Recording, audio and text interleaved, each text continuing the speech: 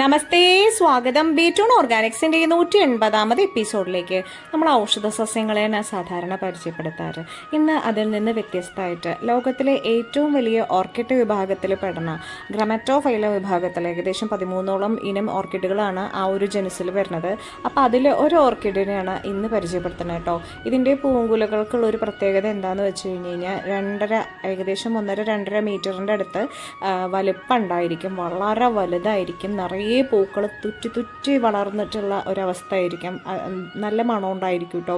അത് 1.5-2 മാസക്കാലം കേടുകൂടാതെ നിൽക്കും. പിന്നെ നമുക്ക് പ്ലാന്റ് കണ്ടാൽ തന്നെ അറിയാം, വളരെ വലിയ സാധാരണ ഓർക്കിഡുകളേക്കാണ്. ഡവ് ഓർക്കിഡാണ് കുറച്ചെങ്കിലും ഇത്തരത്തിൽ വലുതാവാറ്.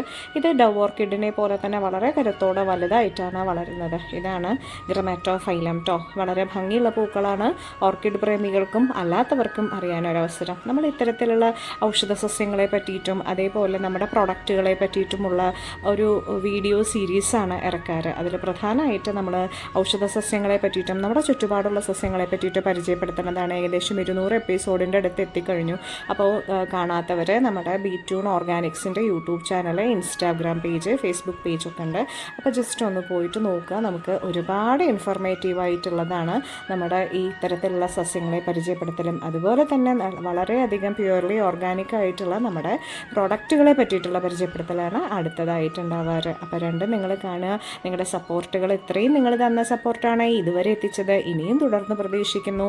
കാരണം നിങ്ങളുടെ അകമഴിഞ്ഞ ആ ഒരു സഹായം കൊണ്ടാണ് നമുക്ക് ഇത്തരത്തിലെത്താനായിട്ട് സാധിക്കുന്നത്. So subscribe, share.